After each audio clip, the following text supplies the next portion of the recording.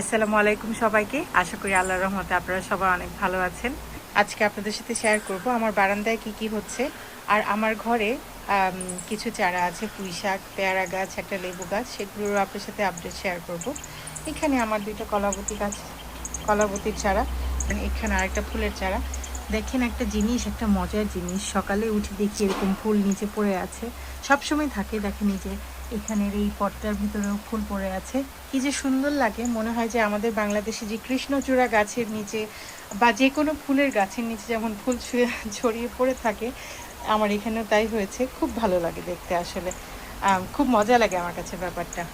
বরাবরের মধ্যে এখানে আমার জাস্ট কিছু ফুলের চারা আর ডালিমের চারা, এখানে একটা পাম ট্রি আছে। এই তো, এই যে আমার কলমি শাক এত ভালো হচ্ছে না, কিন্তু বলে না যে নাই মামার চেয়ে কানা মামাও ভালো, আমার কিছুটাও তো হচ্ছে, সেটাই আমার কাছে অনেক বেশি। এখানে আসলে রোদ আলো বাতাস তেমন পায় না, তারপরে এই যে কলমি শাক হয়েছে মাশাল্লাহ। আর এই যে আমার শোবার ঘরে পুঁই শাক আমি প্রতি বছর করি। দেখেন মাশাল্লাহ কি যে সুন্দর করে হয়েছে। এবার অনেক পুঁই শাক হারভেস্ট করতে পেরেছি আলহামদুলিল্লাহ, অনেক বরকত হয়েছে। এটা একটা চারা, আমি বারবারই বলি এটা অনেক পুরনো চারা, অ্যাটলিস্ট এটার বয়স 3 বছর। এটার বয়স আরও বেশি, এটা 4 বছর প্রথম করা আমার এই চারাটা। প্রথম 4 বছর আগে যখন করেছি ডাল থেকে, এখনও এটা সতেজ বেঁচে আছে। দেখেন এখনও এটা থেকে অনেক অনেক পুঁই শাক হারভেস্ট করি। যদি দেখেন পাতা আর শাকে ভর্তি, এখানে অনেক বড় বড় পাতা হয়, খুব সতেজ এবং সুন্দর। এই তো হচ্ছে আমার পুঁই শাকের বাহার আমার বেডরুমে। আলহামদুলিল্লাহ। একটু একটু জিনিস খেতেও অনেক ভালো লাগে, সেটা যদি নিজের হাতে করা হয়। এইখানে আমার এই যে একটা মরিচের চারা, এটা হচ্ছে সুপার চিলি, মোরকে লেখা সুপার চিলি। যদি দেখাই, দেখেন মাশাল্লাহ কত কত মরিচ, এই যে ভেতরে অনেক মরিচ। এই যে মরিচটা একদম এরকম সরু হয়ে উপরের দিকে ওঠে, খুব সুন্দর দেখতে মাশাল্লাহ। এই যে আরও ফ্লাওয়ার হচ্ছে, সেটা থেকে চিলি হচ্ছে, অনেকগুলো আছে। এখানে আমার অ্যাপেস, এইটার চারা এবার আমি অনেকগুলো নিয়েছি। আমার অ্যালটমেন্টেও 2টা আছে, এখানে 2টা আছে। ভালো লেগেছে আমার কাছে মরিচটা। চেষ্টা করব বীজ সংরক্ষণ করতে, তাই যেগুলো লাল হয়ে যায় সেগুলো রেখে দিই। আসলে দু একটা পোক্ত এরকম বড় বড় দু একটা রেখে দেবো, যেন এগুলো পাকতে পারে। বীজ একদমই কম বীজ হয় আমি দেখলাম ভেতরে। আর দেখেন অনেক মরিচ আসে, কিন্তু পাতার জন্য দেখা যায় না, অনেক মরিচ আছে।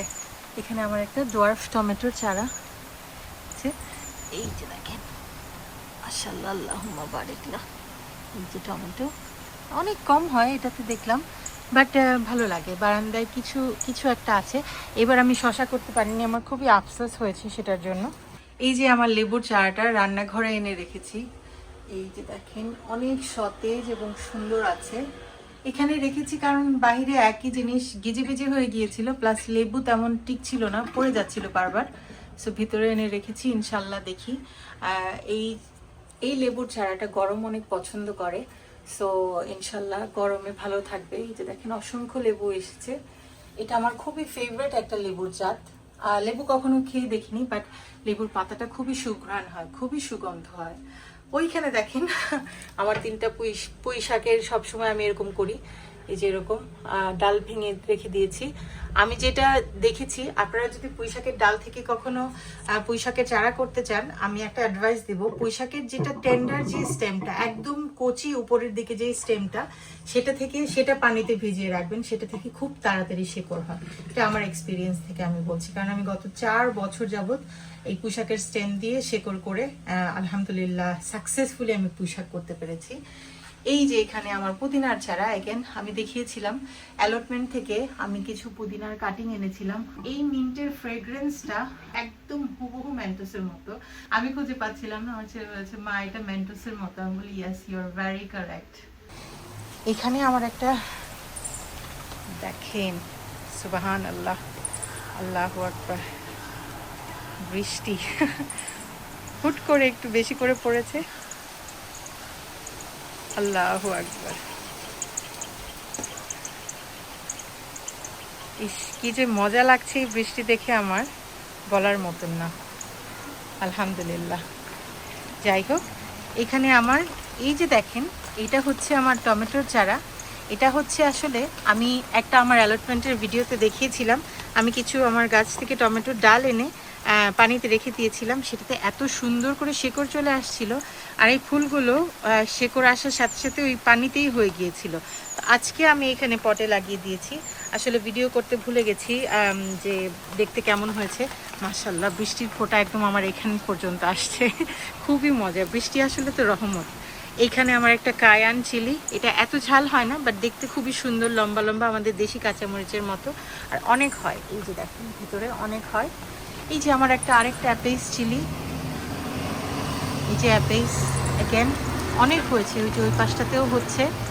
বৃষ্টির ফোঁটা আমার ফোনের স্ক্রিনে পড়ছে, বাট আমি স্টিল ভিডিওটা কন্টিনিউ করব।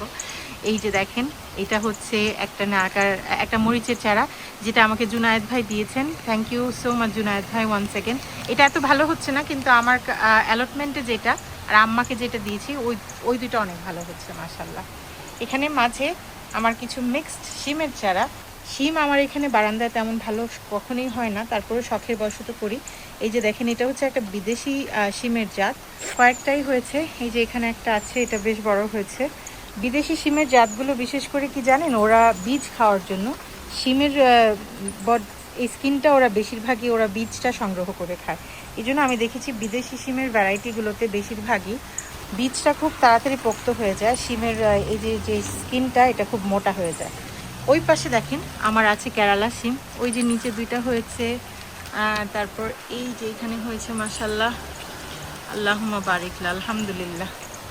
বৃষ্টিটা এত মজা লাগছে, আল্লাহর বরকত রহমত, আর কি দরকার। এই যে আমার দুইটা পেয়ারার চারা, এই যে দেখেন লাস্ট টাইম দেখাচ্ছিলাম, এটা হচ্ছে স্ট্রবেরি গুয়াভা, ছোট ছোট হয়, কিন্তু পেয়ারার পাতাটা দেখতে ভিন্ন, কিন্তু একদম পাতার গন্ধটা সেম একদম আমাদের দেশি পেয়ারার মতো। এই যে দেখেন অনেক ফুল আছে, অনেকগুলো ফুল আছে, বাট পেয়ারা একটাই সেট হয়েছে। সেটার কারণ হলো এটাকে হ্যান্ড পলিনেট করতে হয়। আমার আগে এইগুলো ঘরেই থাকতো, আমি যখন বাইরে নিয়ে রেখেছিলাম, আমি আর যে পলিনেট করে দিইনি, এই জন্য এরকম হয়েছে। দেখেন একদম উপর পর্যন্ত চলে গেছে, বাট ঠিক আছে। এগুলো আসলে চিন্তা করেছি এখন থেকে ঘরেই রাখবো। অসংখ্য ফ্লাওয়ার্স আছে, ইনশাল্লাহ আমি চেষ্টা করব পলিনেট করে দিতে। আজকে ওয়াটারিং করে দিয়েছি। আর এই পাশে দেখেন আমার দুইটা লাউয়ের চারা এখানে আছে, এই যে উপর পর্যন্ত চলে গেছে। যদি দেখাই, এই যে দেখেন লাউয়ের ফুল চলে আসছে। না, ভুল কথা, ফুল আসলে আগেই আসছে, আমি দেখাচ্ছি আপনাদের।